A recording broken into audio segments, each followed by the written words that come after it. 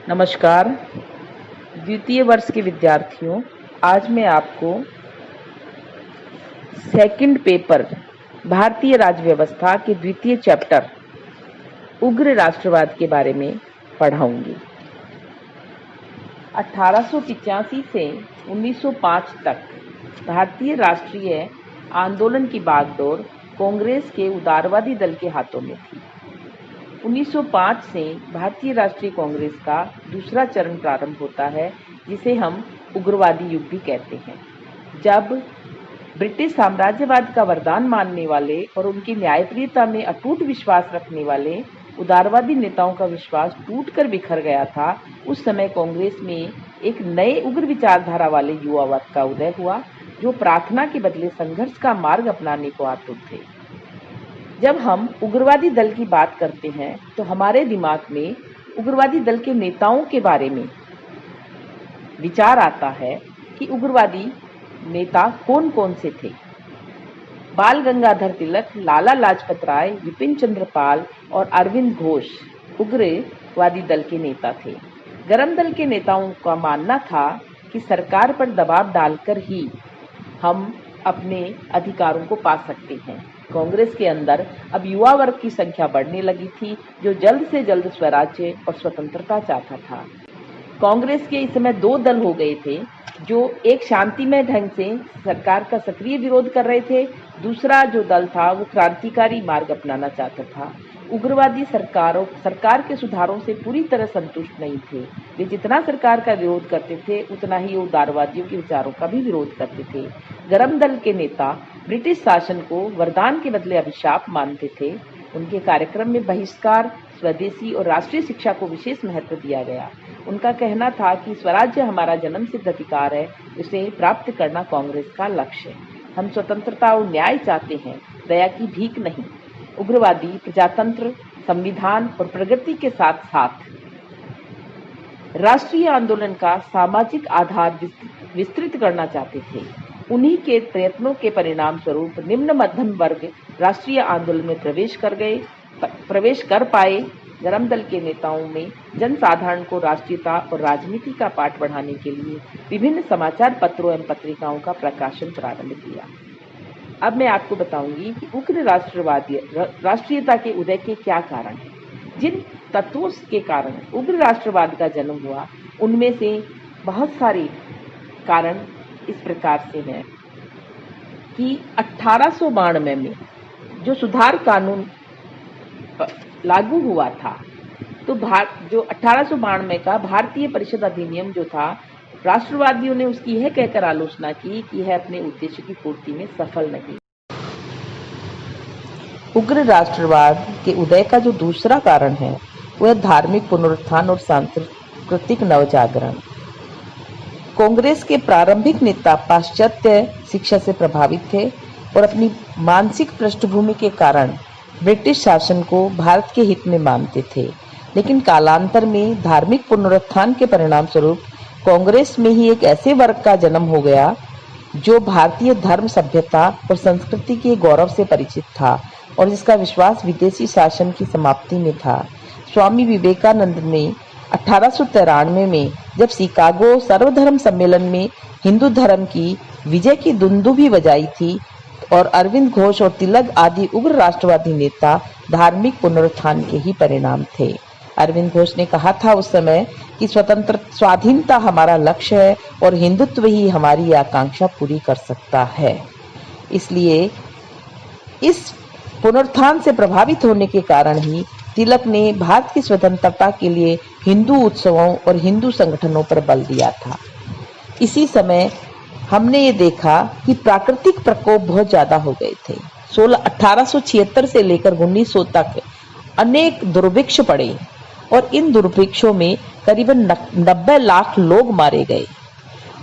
इस भयानक अकाल के समय शासन द्वारा किए जाने वाले सहायता कार्य बहुत ही अपर्याप्त और धीमे थे।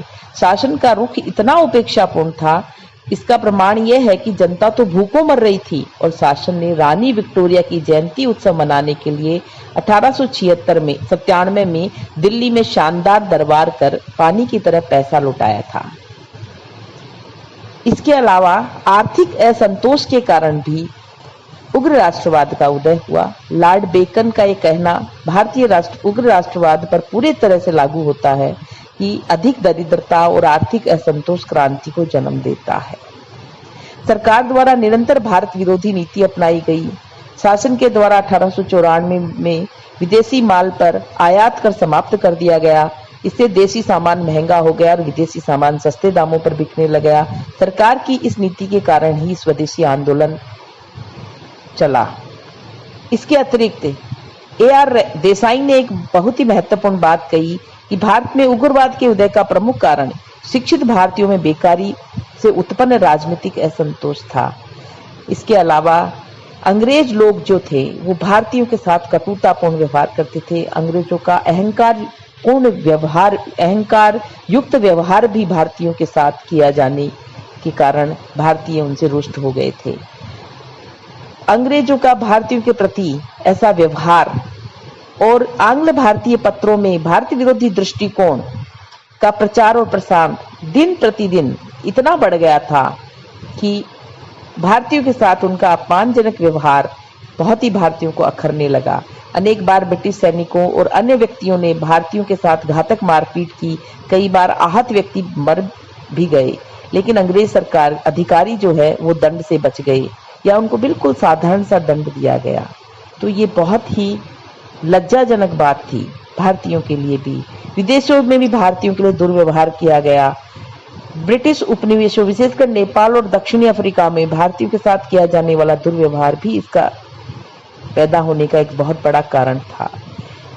डॉक्टर BS मुंजे ने दुखपूर्वक कहा था कि हमारे शासक इस बात पर विश्वास ही नहीं करते कि हम भी मनुष्य हैं।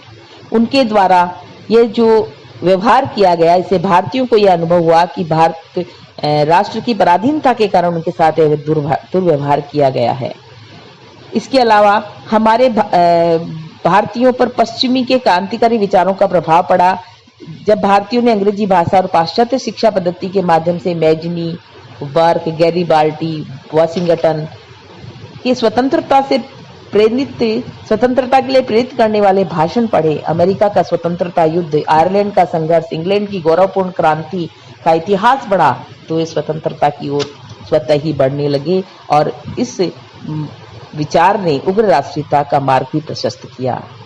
इसके अलावा भारत के बाहर होने वाले परिवर्तनों ने भी, जैसे पर्सिया, चीन, टर्की और आयरलैंड में इसी समय स्वतंत्रता आंदोलन चल रहे थे, उन्होंने भी भारतीय राष्ट्रीय आंदोलन को और भारत में उग्र राष्ट्रीयवाद को आगे बढ़ाने में बहुत महत्वपूर्ण योगदान दिया। इसके अलावा एक सबसे महत्वपूर्ण कारण जो है, जो मैं समझती हूँ, वो है लाल, बाल और पाल का नेतृत्व। उग्र राष्ट्रीयता के उदय में इन तीनों का नेतृत्व एक बहुत ही महत्वपूर्ण कारक था। ये नेता जो थे, इनमें अटूट देशभक्त थे, ब्रिटिश शासन के कट्टर शत्रु थे। तिलक कहा करते थे कि स्वतंत्रता मेरा जन्मसिद्ध अधिकार है, मैं इसे लेकर रहूंगा। स्वराज्य मेरा जन्मसिद्ध अधिकार है, मैं इसे लेकर रहूंगा। हमारा उद्देश्य आत्मविश्वास है, भिक्षावृत्ति नहीं। लाला लाजपत राय ने भी सशक्त वाणी से कहा था कि अंग्रेज भिखारी से अधिक घृणा करते हैं और मैं सोचता हूं कि भिखारी घृणा के पात्र है भी, अतः हमारा यह कर्तव्य है कि हमें सिद्ध कर दे कि हम भिखारी नहीं हैं। इन नेताओं ने भिक्षावृत्ति का मार्ग त्याग कर आंदोलन का मार्ग अपनाने पर जोर दिया। इसके अलावा लॉर्ड कर्जन की प्रतिक्रियावादी नीतियों ने भी, उस समय लॉर्ड कर्जन का जो नाम आता है तो उस समय ये बिल्कुल हिंसक, भारतीयों पर घोर भारतीयों का अपमान करने वाले और भारतीयों की बेइज्जती करने वाले अधिकारी थे। इन्होंने 1891 में कलकत्ता कॉरपोरेशन अधिनियम और 1904 में प्रशासकीय गुप्त अधिनियम, ये सब अधिनियम जो पारित इन्होंने किए थे, ये सब भारतीयों के विरोध में थे। भारत राष्ट्र जो है, इनकी वजह से भारत राष्ट्र जो है एक व्यक्ति के रूप में उठ खड़ा हुआ। इसके अलावा इसका एक बहुत बड़ा कारण हम बंग भी कह सकते हैं, बंगाल का विभाजन भी कह सकते हैं। लॉर्ड कर्जन ने एक सबसे बड़ा मूर्खतापूर्ण ये कार्य किया कि 16 अक्टूबर 1905 में बंगाल का विभाजन कर दिया और उन्होंने इस संबंध में ये तर्क दिया कि बंगाल जैसे बड़े प्रांत पर एक ही केंद्र से शासन नहीं किया जा सकता और इसके सुशासन के लिए इसका विभाजन बहुत जरूरी है। लेकिन वास्तव में ये बंगाल का जो विभाजन था वो फूट डालो राज्य करो की नीति के अनुरूप किया गया था। बंगाल के विभाजन का विरोध करने के लिए बंगाल में तीव्र आंदोलन शुरू हुए और इसके अलावा शीघ्र ही यह आंदोलन जो है संपूर्ण भारत में फैल गया। अब बच्चों, मैं आपको इस आंदोलन में क्या क्या बातें हुई, अब मैं आपको उग्रवादियों के द्वारा जो साधन अपनाए गए और उनकी जो भूमिका रही उनके बारे में बताना चाहूंगी। उग्रवादियों के द्वारा अपनाए गए साधन राष्ट्रीय शिक्षा प्रणाली का समर्थन, स्वदेशी आंदोलन एवं बहिष्कार। स्वदेशी और बहिष्कार आंदोलन सरकार द्वारा बंगाल विभाजन के निर्णय के विरोध स्वरूप चलाया गया था। यह बंग भंग का ही प्रतिफल था। इसके अंतर्गत विदेशी वस्तुओं का बहिष्कार, विदेशी वस्तुओं की होली जलाना, विदेशियों से निर्मित नमक और चीनी का बहिष्कार, विदेशी वस्तुओं के प्रयोग वाले धार्मिक विवाह समारोह का बहिष्कार हेतु ब्राह्मणों से अपील करना और धोबियों द्वारा विदेशी कपड़े धोने से इनकार करने का आग्रह करना जैसे कार्यक्रम शामिल हुए थे। यह कार्यक्रम अत्यंत लोकप्रिय हुआ और इसे राजनीतिक स्तर पर अत्यंत सफलताएं मिली। जनसभाएं और विरोध प्रदर्शन भी हुआ। ये दोनों माध्यम इस अभियान के दौरान अत्यंत लोकप्रिय हुए और जनसंख्या के काफी बड़े हिस्से में ने इसमें सक्रिय भागीदारी निभाई। इसके अलावा स्वयं सेवी संगठन और समितियों का गठन भी किया गया। इस अभियान में समितियां और जन सहयोग की अत्यंत सशक्त और लोकप्रिय संस्थाओं के रूप में समितियां और संगठन उभरे। बारीसल में अश्विनी कुमार दत्त की स्वदेशी बंधन समिति इसी प्रकार की एक अत्यंत लोकप्रिय समिति थी। इन समितियों ने जन सामान्य में राजनीतिक चेतना का प्रचार और प्रसार किया। परंपरागत और लोकप्रिय उत्सवों का जुझारू राष्ट्रवादी भावनाओं के प्रचार और प्रसार में उपयोग किया गया। उग्रवादी राष्ट्रवाद ने विभिन्न परंपरागत और लोकप्रिय उत्सव और मेलों का प्रयोग जनाधार बढ़ाने और राजनीतिक चेतना के प्रचार प्रसार में किया। जिस उदाहरण के लिए तिलक का गणपति और शिवाजी उत्सव न केवल महाराष्ट्र अपितु बंगाल में भी स्वदेशी आंदोलन का एक प्रमुख माध्यम बन गया। बंगाल में परंपरागत लोक नाट्यशालाओं का प्रयोग भी इस अभियान को लोकप्रिय और सफल बनाने में किया गया। स्वदेशी या राष्ट्रीय शिक्षा आंदोलन। रविंद्रनाथ टैगोर ने शांति निकेतन से प्रेरणा लेकर कलकत्ता में नेशनल कॉलेज खोला और अरविंद घोष इसके प्रधानाचार्य नियुक्त किए गए। शीघ्र ही देश के कई भागों में नेशनल स्कूल एंड कॉलेज की स्थापना की गई। साहित्यिक और वैज्ञानिक और तकनीकी शिक्षा को संगठित करने हेतु 1906 में नेशनल काउंसिल ऑफ एजुकेशन की स्थापना की गई। लोकमान्य तिलक ने इसी उद्देश्य से दक्षिणी शिक्षा समाज की स्थापना की। स्वदेशी और भारतीय उद्योगों को प्रोत्साहन।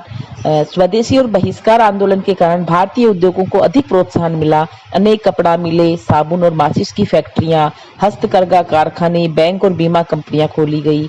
आचार्य प्रफुल्ल चंद्र राय ने प्रसिद्ध बंगाल केमिकल स्वदेशी स्टोर की स्थापना की।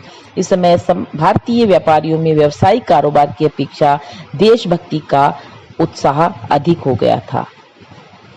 इसके अलावा हमने ये देखा कि स्वदेशी और बहिष्कार आंदोलन के कारण बड़ी संख्या में छात्रों ने राष्ट्रीय आंदोलन में हिस्सा लेना शुरू कर दिया। छात्रों ने स्वदेशी को व्यवहार में अपनाया, बहिष्कार संबंधी धरने और प्रदर्शनों में अग्रणी भूमिका निभाई। स्वदेशी और बहिष्कार आंदोलन का महत्वपूर्ण प्रभाव ये हुआ कि घर की चार दीवारी में केंद्रित महिलाएं, विशेषकर शहरी क्षेत्रों की मध्यम वर्गीय महिलाओं ने राष्ट्रीय आंदोलन में सक्रिय रूप से भाग लेना प्रारंभ कर दिया। महिलाओं ने कंधे से कंधा मिलाकर जुलूसों, सभा और विरोध प्रदर्शनों में भाग लिया। कालांतर में उन्होंने राष्ट्रीय स्वतंत्रता आंदोलन और राष्ट्रीय स्वतंत्रता संघर्ष में महत्वपूर्ण भूमिका निभाई। स्वदेशी और बहिष्कार आंदोलन के फलस्वरूप अनेक मुस्लिम नेताओं ने भी राष्ट्रीय आंदोलन में हिस्सा लिया। उग्रवादी जो राष्ट्रीय आंदोलन हुआ, अब मैं आपको उसके मूल्यांकन की चर्चा करूंगी कि उग्रवादी राष्ट्रीय आंदोलन के जन्म और विकास ने भारतीय राष्ट्रीय आंदोलन पर बहुत अच्छा और बहुत गहरा प्रभाव डाला।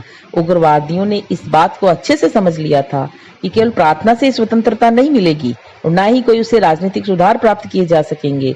इस लक्ष्य की प्राप्ति के लिए प्रभावी और रचनात्मक कार्यक्रम अपनाए जाने चाहिए। उनके द्वारा अपनाई गई बहिष्कार, स्वदेशी आंदोलन और राष्ट्रीय शिक्षा जो था, उन्होंने जनता में नई जान फूंक दी। यह आंदोलन केवल उग्रवादी आंदोलन ही नहीं रह गया, वरन एक जन आंदोलन बन गया। इनके द्वारा अपनाए गए साधनों से इस आंदोलन को बहुत व्यापक बना दिया। इसे मध्यम वर्ग और जनसाधारण तक पहुंचाने में इसने सहायता प्रदान की। उग्रवादियों का लक्ष्य न केवल राजनीतिक स्वतंत्रता बल्कि भारतीय नवयुवकों के लिए सांस्कृतिक स्वतंत्रता को भी प्राप्त करना था। इसलिए उन्होंने ऐसी राष्ट्रीय शिक्षा प्रणाली की योजना बनाई जो राज्य द्वारा नियंत्रण होने के साथ ही देश के हितों के अनुकूल हो और नवयुवकों में राष्ट्रीयता की भावना का संचार करे। उग्रवादियों का यह कार्य अत्यंत दूरदर्शितापूर्ण था। इस आंदोलन के प्रभाव का परिणाम यह भी रहा कि ब्रिटिश सरकार ने राष्ट्रीय आंदोलन की बागडोर उग्रवादियों के हाथ में आ जाने से रोकने के लिए 1909 में मार्ले मिंटो सुधार पारित किए। बाल गंगाधर तिलक, लाला लाजपत राय, विपिन चंद्र पाल और अरविंद घोष वास्तव में लोक कल्याणकारी या लोक नायक थे। धन्यवाद।